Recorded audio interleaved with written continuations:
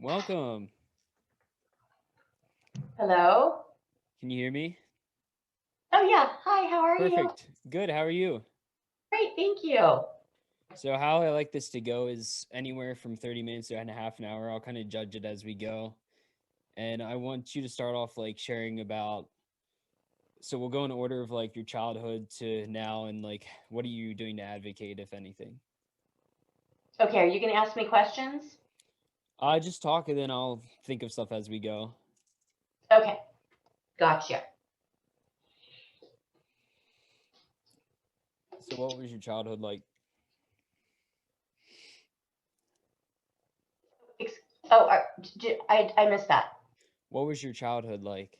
Oh, um, well, I would say incredibly dysfunctional. um, I guess you know, what I'd most like to maybe share with people is that when we're talking about incest or sexual abuse, domestic abuse, childhood abuse, it's not really about what you look like. Um, and so some people think that, oh, if you look like this, then you're more apt to be abused rather than if you look like this. And I would say that in our family, that we looked like, you know, the neighbors next door. I mean, we were very two kids, mom and dad, whatever. So that would be the first thing that I would say is that you, there is no look to to to that to abuse of any kind. And I guess that I would also say that as far as my childhood goes, that my dad was a professional, right? He worked in the medical profession, and he just thought that he could do whatever he wanted, and he got away with a lot. So my childhood was filled with lots of different types of abuse. My dad started molesting me when I was 2, and then he started raping me at 8. So that was a pretty tough one. And it went on continually. So it wasn't just 8 and then 10. It was not like that. It was all the time. Um, and so I grew up as an adult.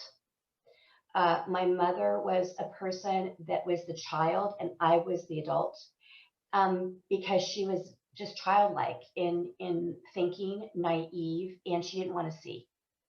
So I would say that in some ways you would look and say, hey, it was just normal, Mm-hmm. did everything that the neighborhood kids do. And in some ways it was not like that at all. Yeah, I've noticed that a lot of families that are dysfunctional like this start to normalize things, then the kids think it's normal. So then in the future it leads to bad relationships with a partner or something like that. Absolutely. That makes perfect sense to me because a lot of times you think that thing is normal because that's just what you always do. Now, clearly, as a kid, you know that having sex with your father is not normal, Yeah. right? You know inherently that that is very, very wrong and very, very bad. But for him, he used my mom and my sister, who is 6 years younger, against me. He would say things like, I'm going to kill your sister. I'm going to kill your mom if you tell. And so I just had to protect them. And that was just the way that I did it. So I turned it off and turned it on and turned it off and turned it on. But feelings were not a big part of my childhood. Mhm. You weren't supposed to have any feelings. And so therefore, I didn't because that was survival. Okay. I'm trying to get, for some reason, the sound is not working. Oh, do you want to do it again? No, it's fine. I'm just trying to get it working. I have Okay. this problem when I use Google Meet with someone. I have a weird microphone where it routes to like 6 different drivers or something like that, so you can Okay. control the sound of every program. Oh, well, um, that can be hard. so technical difficulties, sorry.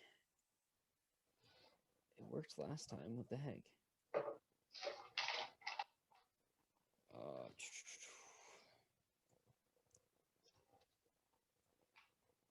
Let's see. Why is it doing this?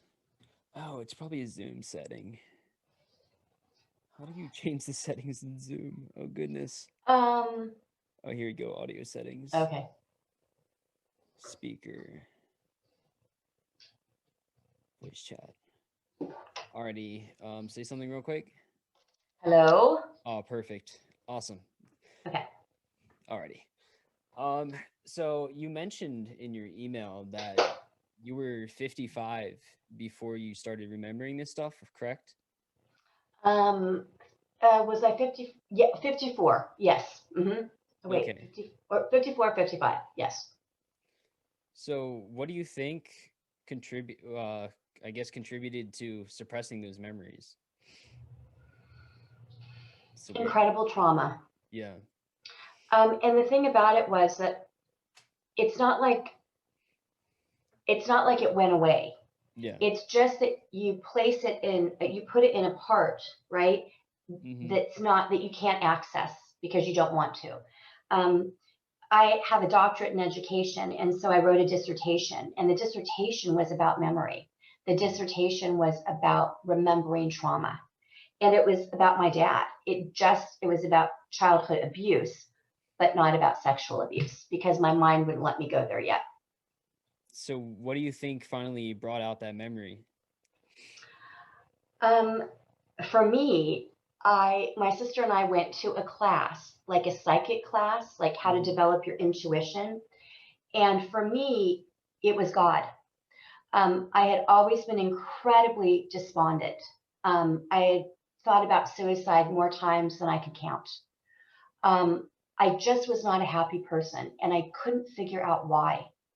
And so we went to this class for her. It was like a birthday thing. And I was like, let's do it, and it was fun, but I was horrible at it. But one day I just kind of threw the keys up and I said, listen, man, I can't do this anymore. I don't know why I am so unhappy. And then right after that, within days, I could read people, right? They're people from upstairs. It just started flowing through me. And Nick, what I believe is this: had I not been able to do it and be so accurate 300 times, right? 300 plus times, that when I remembered, I would not have believed myself, because there's a lot of gaslighting that goes on, right? People knew my dad, George Brown, was a criminal. He lives in Sierra Vista. He's 82 years old. He's gotten away with stuff his whole life. But they did not want to acknowledge that piece of him, even though they knew that he was capable and is capable of anything. He would walk around with a shotgun. He was capable of anything. Why do you think they did that? I have an idea, but I want to hear your reasoning. Guilt, denial. Yeah. Because if they knew, right, that meant they didn't do anything. And they didn't do anything. The school system let me down. One year I was absent when he first started raping me in 3rd grade. I was absent 48 times from school. Wow. That's criminal. And the only reason that, I was okay was I was a super smart kid. But I mean, sometimes I couldn't bring myself to go to school, and I didn't know the reason why. So I don't know. What do you think? What do you think I'd say embarrassment for themselves as well as like the community as a whole, because if that was to get out to another town, like that would make them look very bad, and they should feel bad because hiding stuff like that is just really disgusting. I don't think people feel bad. You would think that they're going to feel bad, right? Yeah, your mom, your sister, your family, people you've always protected, people that I protected, that I helped, that I gave money to, right? I mean, I was the go-getter. So you would think that the one time I needed something, they'd be right there. And it was the opposite. They scattered. Boom, right? Gone. And you're right about relationships with partners.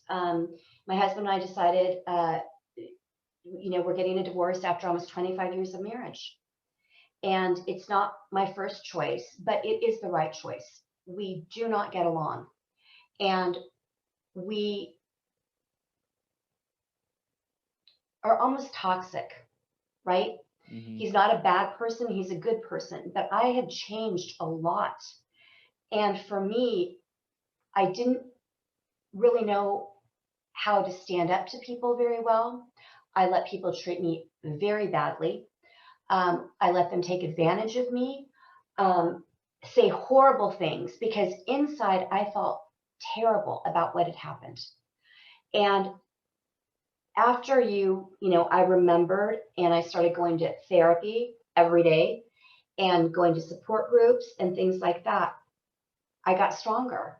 And I realized that I didn't need any of that, right? That if I was the only person, Nick, the only person standing on this earth that believed what happened, I was okay with that, because I wouldn't lie. Because you would not go 54 years or 12 years or 10 or 7 or whatever and lie. It's not something to lie about. Yeah, It's not something to lie about. I was reading the FBI statistics on that, and only 2 to 10% of cases are false. So that shows you like how many people are telling the truth. It's very rare that people make that up. That's absolutely true. It is rare. And the one thing that I didn't tell you is that my parents divorced, and we lived in Northern California, and then we moved to Arizona. And so my dad stalked me. I was in high school, and so it was the Tempe Public Library, and he lived there in a van for a whole year. They let him live in that van, okay? And finally, and he would come over, walk across the street, and he would like shower while my mom let him do that. And this house was nice, but we didn't have a refrigerator. My dad never paid for any child support. My mom, made like $5 an hour. I mean, it was ridiculous. But when my mom said to him, "You can't come in anymore," because our roommate, right, and her kids, she felt uncomfortable, which she should have. Mm-hmm. And his parting gift to them was coming in and raping me, right? And I got pregnant, of course, never had sex before, 16 years old. And he took me to the abortion clinic to terminate the pregnancy. And he told those people that I was his wife. Jeez. So he could get it for free, right? And he'd go, "Candace, where was it?" And I'd say, "I can't remember. I know, I mean, I think I can tell you, but I don't think it exists there anymore." And it had to do with a church of some sort, which seems weird, right? Because it's abortion. But I feel like it did. And all the people spoke Spanish. So they knew that I was not his wife, clearly. I mean, you see my picture. I didn't wear makeup. I mean, so like 17 years old. But sometimes, Nick, I think that people think that it would make it worse to confront, right? Yeah, definitely. And teachers to confront. And that is not true. We have to, as a society, and for me, it's education, to teach people what to look for. Teachers, right? Coaches. And we have to be able to empower those people to do the right thing. Yeah, and make it safe for them so they feel comfortable doing so. Since, as you said, a lot of people are fearful about confronting it. Well, sure, because you don't want to make a mistake. Yeah. But for me, I've talked to some schools, and I said there should be a team, right? Mm-hmm. And it shouldn't be just one person making the decision. It should be a team of people. And also, you're not saying that that is happening. We don't know. All you're saying is you're concerned. Yeah. Because this kid is displaying this marker, this marker, this marker, this marker. And if you would have gone down the list of markers, right, for me, I mean, I hit every one. Boom, boom, boom, boom, boom. Nobody cared. They just didn't. And my dad told me, because I was a very pretty little girl and I looked older in a way, just kind of, I didn't wear makeup or anything, but I just kind of looked older. He told me it was my fault, that if I were not so pretty, that he wouldn't have to, he didn't say rape. He said the F word, right? I wouldn't have to do that to you. That's fucked up. Yes, it is. Yes, it is. Yeah. That's just gaslighting at its finest, making the person feel like it's their fault. Oh my gosh, of course. And I think that why I repress the memory is also that, the abortion for me was incredibly traumatic. And it was incredibly sad. Mm-hmm. And I'm very pro-choice, and I believe that every person has the right to their own body and to do what they need to do, right, for their own body. But for me, it was a tremendous loss, Mm-hmm. tremendous sadness, guilt, shame, right? And so that is the reason that I think it just all had to be in this little tiny ball right back here, right? It would tickle. I get it. I go, what? Did that happen? But I didn't have the strength to stand up to it. Mm-hmm. What do you think's been the biggest resource for helping you confront these memories? Hmm. Okay, so I think that first of all, it had to do with faith, right? Mm-hmm. That I had to, for me, it's God, but it could be higher power. Whatever it is. To me, it's not religious per Yeah. se, but it is, a divinity. So that part of it was incredibly important for me. Um, I think that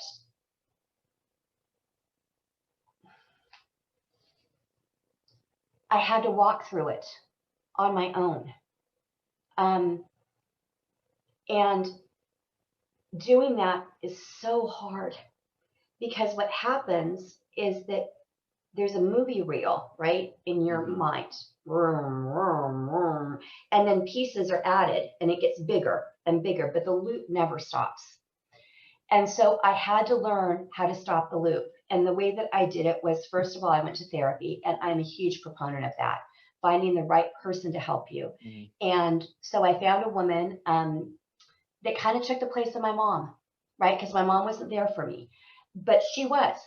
And she listened and she helped and she talked back, which I love. And so I still see her, every single week. But when I first started, Nick, I had to go every day of the week, every day. And I could barely get from one day to the next. That's how upset I was. But then I went to ACEs DV. It's the Arizona Coalition to End Sexual and Domestic Violence. And on Tuesdays, they have a survivors group. And so I started going every Tuesday and listening and talking and checking in. And then I started giving back. So on Saturdays, there's a survivors group. So I started talking to, organizations and things about my experience. And then I started volunteering. And I just started helping because the people that I think are my people are kids. Yeah.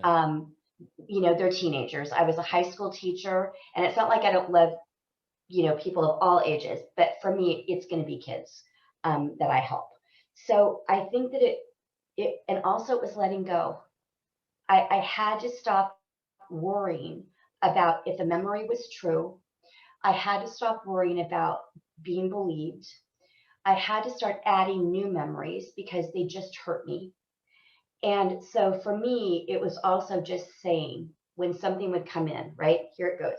And I can feel it. I know it's coming and I know what it's about. And I did it. And all of a sudden I just shut it down. And I'll say, you know what? Is that memory going to serve me well? Mm-hmm. No, then I don't need it. And I just let it wash over me. I don't think about it because I don't need it. It only is going to upset me and it's not going to change anything. Mm-hmm. The past is the It's not. past. Therapy, as cliche as it is, just talking about this stuff is actually really helpful. And Uh-huh. this is kind of like a therapy for me, which is because I get the opportunity to hear people and I get the opportunity to share my own experience as well. I think it's the collaboration. And it's so interesting because you're in your 20s, right? Yes. And, I'm 50 something, but I feel you, right? I feel your spirit. We are kindred spirits because no matter what age or your color or whatever gender, the minute you see that person, like, boom, right?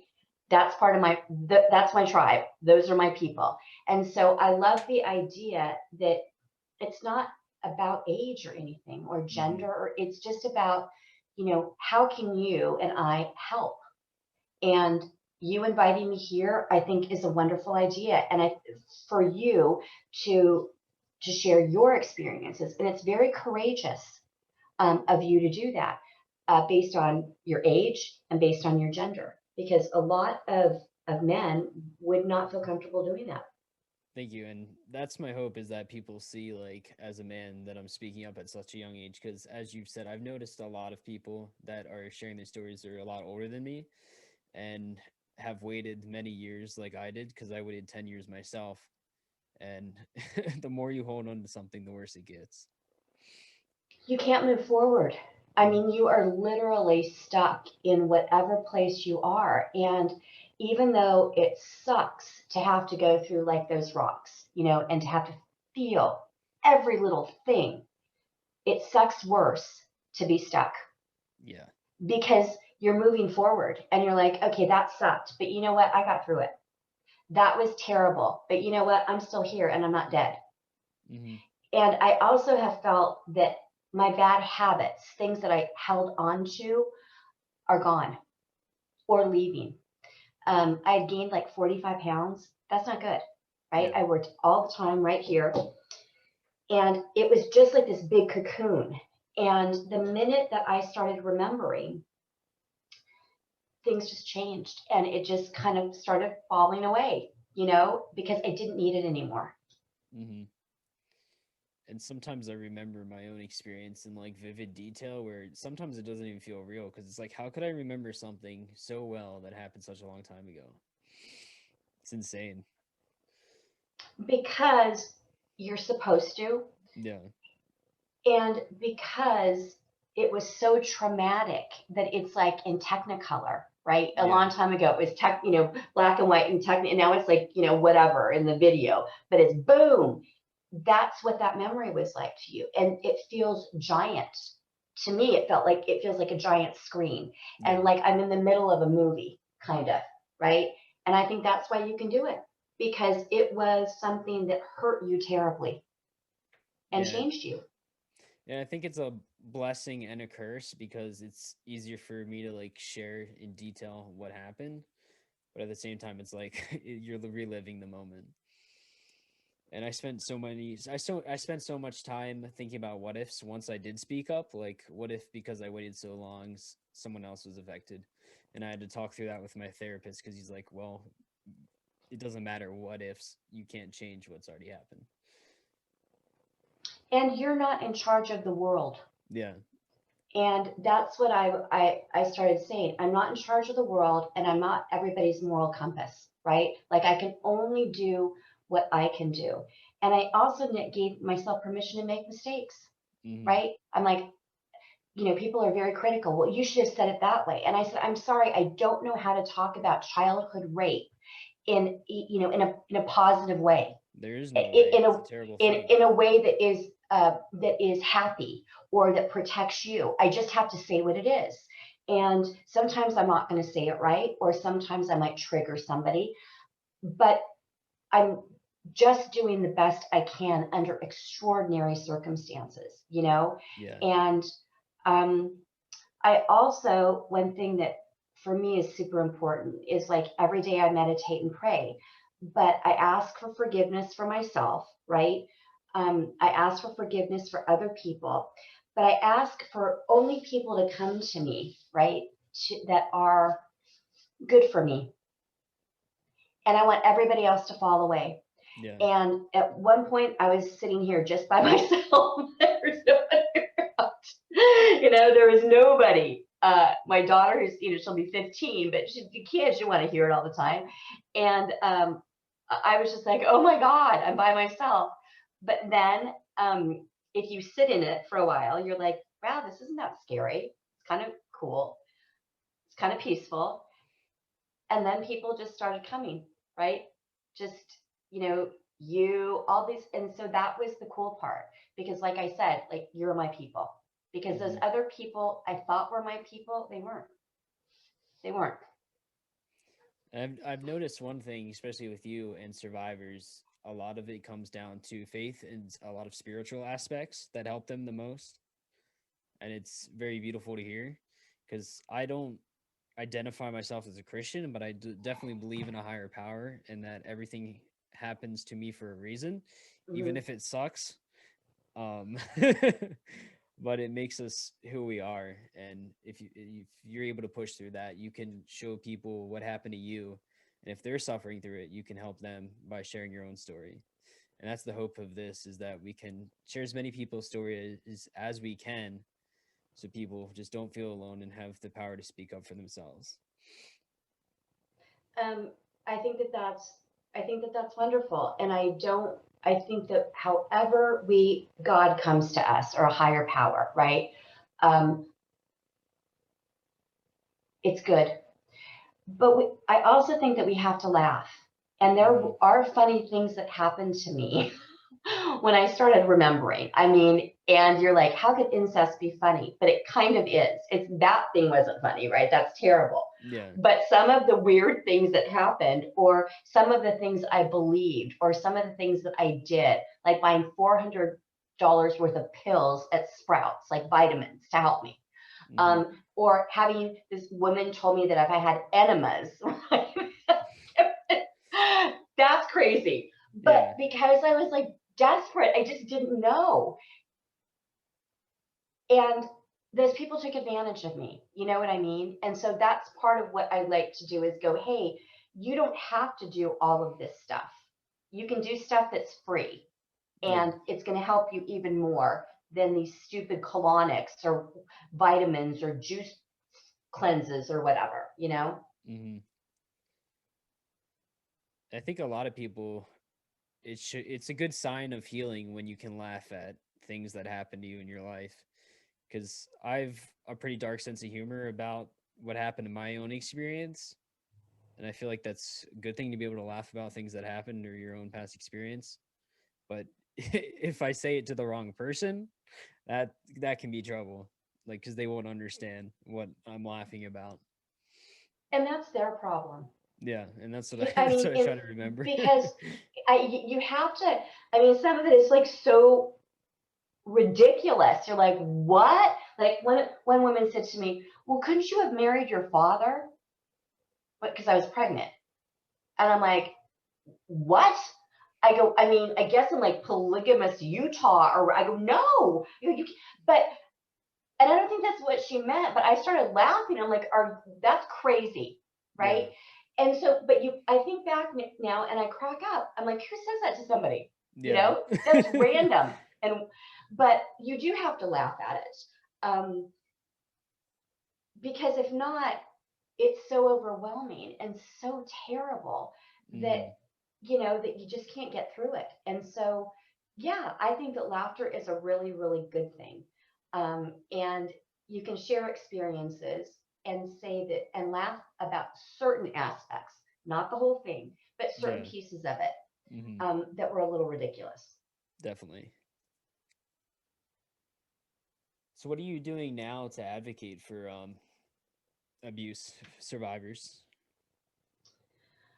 Um, so I've been a teacher for a long time, and so I started, at my university, giving seminars about trauma informed care in higher education. So I don't know if we talked about it or maybe somebody else, but I said, now the whole world knows, or most of them, what it feels like to be trauma informed, right? To live Hmm. your life in places where you have incredible anxiety and you don't know the reason why, where you can't sleep and you don't know the reason why, where you have blood curdling nightmares and where you can't eat, or you eat too much, or you can't, or you drink too much, or you take, smoke pot, or take, right? And you don't know why you're doing all of these things and feeling this way. And now I think the world has a better idea of that. Hmm. the problem with that is that there are a lot more people that are walking around feeling this way. And so for me, it's about, talking to school districts and schools and saying, this is how we can help these kiddos. And also, this is how teachers and other people can protect themselves, because there's a lot of energy coming in, right? A lot of negative energy. So you, just like you, Nick, have to do something to buffer it, because even if we're, on the screen, that's still energy. I mean, we're Yeah. still exchanging stuff. So, going, all right, well, after I talk to survivors and do this, I have to do this to kind of bring it down. And so that's part of what I do also. I think it's beautiful to go to schools because a lot of kids I feel use school as an escape from abuse. And it's probably a terrible thing that we've been on lockdown and people have to stay at home for school because they're having to put up with the abuse and deal with it on their own. Yeah, that's super smart. Yes, exactly. Now, the thing about it is that I just started, and a lot of schools just don't want to do it because Hmm. it's the word sex, sexual abuse, child abuse. And so Hmm. I'm just really trying to say it doesn't really have anything to do with sex, right? Yeah. Sex to me, sex intercourse is intimacy, right? Two people coming together. Sexual abuse is abusing that thing that should be consensual, right? Hmm. Taking advantage of that, making it evil, right? Because I think it's evil, Yeah. dirty, shaming the person, and taking advantage of somebody that's a child, the criminal. And so what I'm trying to say is it's not really about sex, it's just about protection. It's Yeah. just about keeping yourself like in this moment and saying, I don't like when you do that, or you're not allowed to do that to me, or that makes me feel uncomfortable. Because sometimes, like you said, you might say something to me, and as a rape victim, I would, I might get mad at you, right? Yeah. But there's a way to deal with the conflict also, so that I understand you better and you understand me better. And that's part of the healing process too, is going, okay, well, I'm a little bit touchy right now. Yeah. I think that you might have said this and that pissed me off. And you're like, oh, no, I didn't mean, and then, you open that dialogue. Hmm. But that's hard for a lot of people. Yeah. And I understand why schools might be a little weary, but at the same time, it can help them a lot because a lot of kids probably act up or misbehave in school because of abuse they're facing at home. And by helping them with that, then they might act more calm and classes can go on without being disrupted as much. So there's a lot of benefits for both the child and the school themselves. Because I think to make a lot of change in different social advocacy things, you have to find a way to make it beneficial to the person that you need the help of. Like with abuse, you're going to, in order to get justice for people, you're going to have to change the legal system a lot. But you have to find ways to make it beneficial for them to make money, which is the sad part, but it's also the reality.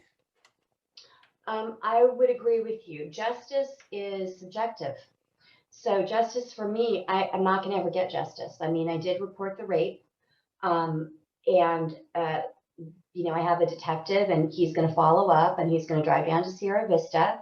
But justice, you think about it and go, oh, well, the police are going to go, and they're going to blah blah blah, and then there's going to be a trial. None of that stuff ever happens. I mean, it Yeah. rarely happens. It Hmm. takes 2 years, and that's if it's a perfect case.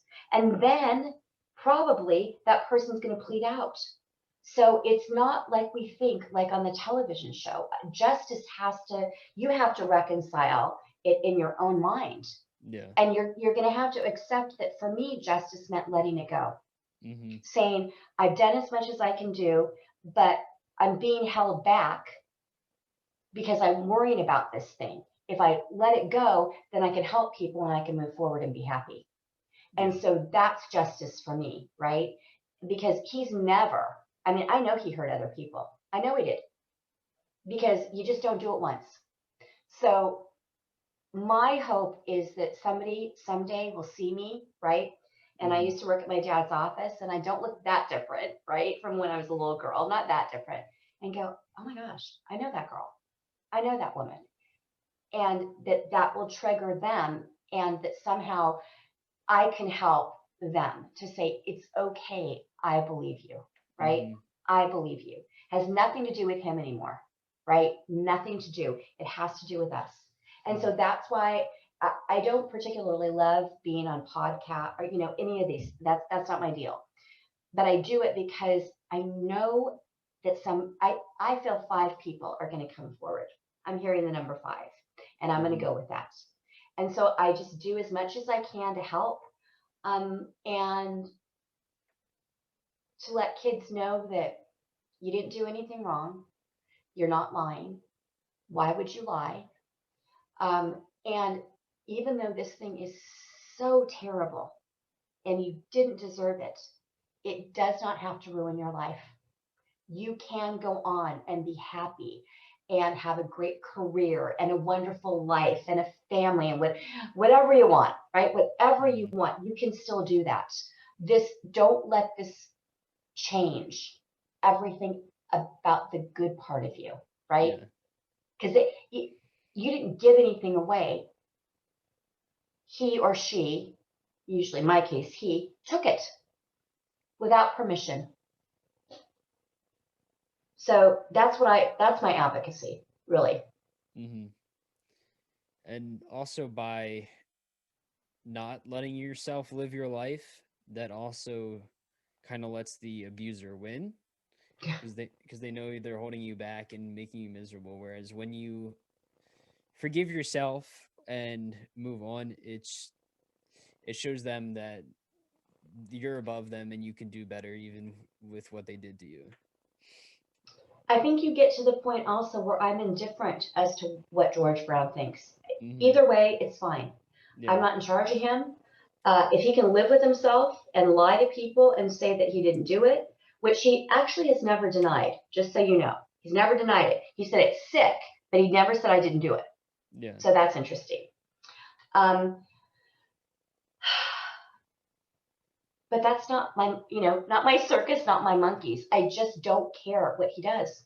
Mm-hmm. If he were younger, he's 82. If he were younger, it would be a different situation, right? Yeah. Because I would have to do things to protect other kids. But he's old. Yeah. And he smokes like a fiend, and he has like an oxygen tank, and he's in poor health. I don't see him or feel like he would be doing that now. He lives in the middle of nowhere. So it's different. If he were younger, then I would have to, I'd have to push myself in a different way. Yeah, that makes sense. And then do you want to talk about your virtual conference that you're doing? Oh, well, great. Thank you.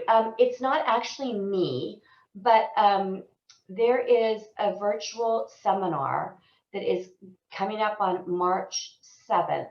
And Nick, do you have like a website or something that you can post it on? Or I have a Discord community, if you know what that is. It's like a voice chat, text chat kind of platform, and I'll just post it in there. Well, I'll send you the information. I think that in order to heal, you have to become an advocate in some way, shape, or form. Mm-hmm. And for some people, it might be one time a month, right? Or once every 2 months. But in order to feel like you're moving forward, giving back is just, I think it just enhances your life. And so there is they're building a facility called Ruth Place, and it's for women and kids, men also, that have suffered from sexual abuse. And it's going to be a very, very, very healing facility. And it is going to be a place where we focus on the whole person, right? Not just this part of you, because I always say, you don't need to be fixed. You're not broken. Yeah. You're not broken. You might be a little bent. I was a little bent for a while, but I'm straightening out. And I have to love that part of me that's a little bit wonky, because of course it's going to change you. But I hope that Ruth Place is spiritual, and that it is physical, and then there's a mentoring program, and that people have lots of choices as to how they want to participate, because I think that's healing too. Mm-hmm. Having a lot of choices and not always having to do the same thing over and over, because that can sometimes for me was damaging, right? To sit in the whole every week, do this, it was just, or every day, it was just too much. So I kind of had to break it up. So I'll give you the information. It's virtual, and I just think that it's going to be an amazing thing. And I want young people to kind of be in there too and think about advocacy with organizations with people that are older, because we Mm-hmm. need your voices. We need your perspective, because mine is very different, right, than yours. Mm-hmm. And what happened to me is different than what happened to you. So we need young people to say, hey, this is still going on. Because a lot of people think, oh, it only happened to people that are 50 or Yeah. 40. But that's not true. It happens every day to all ages. Mm-hmm. Yeah, I think on the Rain website, it's like every 73 or something like that seconds a child is abused. It's disgusting. Yeah. Hmm. It's disgusting. And my hope is that I can't say that we could eradicate it, right? I'm 56 years old. That's not going to happen. Yeah, you But can if do I live less of to it. 86, like if we got 34 more years, maybe that we could say in that time that it will no longer be tolerated, right? It Mm-hmm. will no longer be tolerated or accepted. Mm-hmm. And that I think is the first thing also. And that has to do with pornography, right? It has to do, because all those images, it has to do with video games sometimes. It has to do with, uh, sexual trafficking sites. I mean, it just has to be a priority Yeah. for us.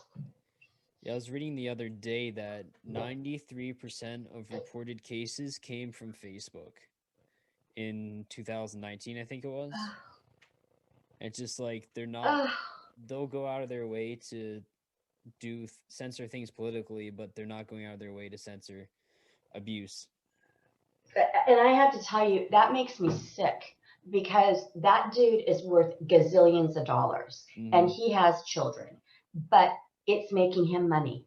And so Mark Zuckerberg is going to be like, hey, I'm not shutting that down, right? Yeah. We need that. Mm-hmm. Um, I'm getting a master's degree in criminal justice. Oh, Okay. nice. It was a weird thing. I was like, oh, I really love to get a, master's degree in criminal justice, but I don't want to pay for it because, my daughter's going to college in a few Yeah. years. And so it was like the next week, the university where I work said, hey, we're starting this new program. It's online and you can get a scholarship free. I was like, sign me up. And so it was $35,000 and it's free education. That's And so awesome. that's how I'm giving back, because child trafficking, right? Human trafficking has to stop. Mm-hmm. And we just don't want to say anything about what we see that is right in front of us. And that's BS, Yeah. because we have to do something. We have to do something. And schools are the forefront, and so is social media, right? If Mm-hmm. they, Mark Zuckerberg, if you're out there, man, hire us, right? We can show you, Nick and I, and all these other people, how to do it right. Because one child that is abused on there, that's one child too many. Yeah. And I really And commend that, you for going back and getting a degree to help with criminal justice. That's awesome. I love it. I've always loved the law, and I've always loved puzzles and trying to figure things out. And so it's a good fit for me. It Mm-hmm. really is. And it has a lot to do with education as well. So it's just about helping. But in my mind, Mark Zuckerberg, people that have websites, any of them, right, where there is human and child trafficking, they should be prosecuted. Yeah. But the They should current be prosecuting. They are facilitating this mm-hmm. stuff. But the current law protects that they do not get in trouble for hosting the content, only if I guess they were the ones making it. But anything, it's sad that people are willing to throw aside morals just to make another dime. Oh, yeah. Well, look at our president. Hello, the old one, not the new one. True. Thank God that lunatic is gone. I hope that, I mean, I'm not kidding you. I'm going to tell you a quick story because this is how crazy that dude was. So it was back in June or July of last summer. And remember, Donald Trump came on and he was talking about Ghislaine Maxwell, right? The human okay. Jeffrey Epstein. And Jeffrey Epstein, right? Mm-hmm. So he was, and they asked him, oh, President Trump, gag, how do you feel about Ghislaine Maxwell? And he goes, oh, I wish her well. Oh, I wish her well. So I'm like, okay, I'm going to throw up. That's criminal. And you're wishing, like a convicted rapist, I think she is, right? Yeah. And pedophile. Well, so I went down there, I typed an email to the president, and it was incredibly, professional. But I said, think about what you say.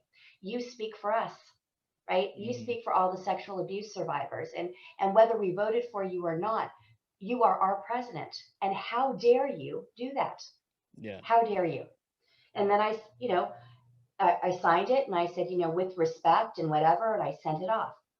So it's like about a month later, you get this phone call, and one of his minions or whatever had referred me to like mental health and alcohol abuse.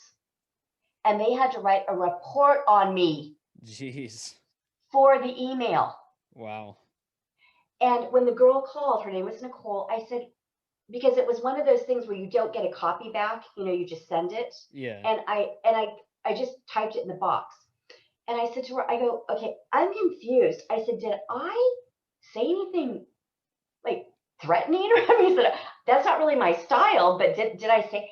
And she was like, no. She goes, I'm so sorry, Dr. Adams. She goes, I'm super embarrassed. She goes, no. She goes, I don't even know why I have to call you, but I do.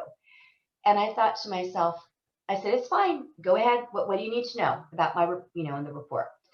And I thought about it, Nick, and I thought, something about what I said struck a nerve, right? Yeah. And I think he's crazy enough that he read all these emails all the time. Mm-hmm. And because he's a rapist, right? And he had to come right back and show me what was what, right? And put the fear of God into me. But like I told Nicole, I'm not afraid of him. And I said, you can tell him that I'm not afraid of him and to bring it. Yeah. I said, because I'm a tough cookie. When you start getting raped at 8, you learn to be tough. And I said, he is a bully. And I said, he is not going to scare me. And so I am thrilled beyond belief, like I said, that lunatic is gone, that we might have a chance to start healing our country, the world, and start being kind to one another again, right? Start by being kind and know that we don't have to agree on politics or things. It doesn't have, we all want the same thing, don't we? I think. Yeah. Peace, happiness, prosperity. So, so I think that that's a good thing. But I was flabbergasted that one small person in Arizona, right, in this big world, that he would file a report. And I said, well, where does the report go? And she said, well, and I was like, she didn't know, like the filing cabinet in the Ethernet or whatever. Yeah. I said, okay. I said, what up? I mean, who cares? I guess. I said, well, am I like on a list of threatened, people that threatened? And she said, no. And I said, okay. Terrorist watch list. You can't get out of the country to go to Rocky Point. I'm sorry, you threatened President Trump. I was like, I hope nobody's going to come to my house, right? And start knocking at like the Secret Service. I was like, so, but that was I think that was funny. That cracked, it still cracks me up. I think when you talk about things like this and you rattle people's bones, it's like, good. You should be rattled. This is tough stuff and it needs to be talked about. And the idea, I was flabbergasted. I'm like, what? you have a million things to do, dude, and all you're doing is tweeting and saying that I'm an alcoholic and a drug addict. You know what I mean? Because that's what he had to do. There was nothing else. Yeah. Just those two things. So, anyway. That's funny. And I'm glad you could laugh about that stuff. Well, you know what made me mad though is that some people would have really been scared. Yeah, definitely. Right? So, and I just didn't care. Mm-hmm. I was like, bring it. I just didn't care. But for some people, that's called re-trauma. Mm-hmm. And that's not nice. Yeah. Because I didn't say anything against him other than you speak for all of us. You know, that was it. Think about it. It's not nice to do that and learn your facts. All he would have had to have said, Nick, is this. I don't know the facts. I don't know her, but we, the United States, prosecutes, anybody that hurts a child to the fullest extent, right? That's easy. Yeah. Instead, he showed pictures of them partying at Mar-a-Lago or whatever. And, that was weird. Yeah, definitely. Alrighty, thank you so much for coming on today. You are welcome. It's very brave of you and takes a lot of courage to speak and share your story, and I really appreciate that. Oh, well, thank you so much, and you're doing a great job. And I actually have a couple more people from a couple more states for you that I think that that you might like.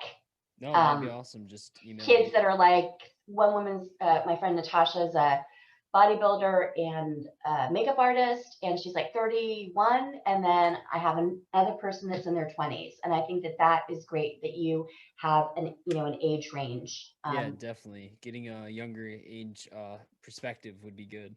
Yeah, and these are good ones because everybody's story is the same, but it's also different. Yeah, definitely. And it's still happening, like you said, every 73 seconds. So, okay, well, thank you. I really appreciate it. I'll keep connected. Okay, talk soon. Bye. Bye.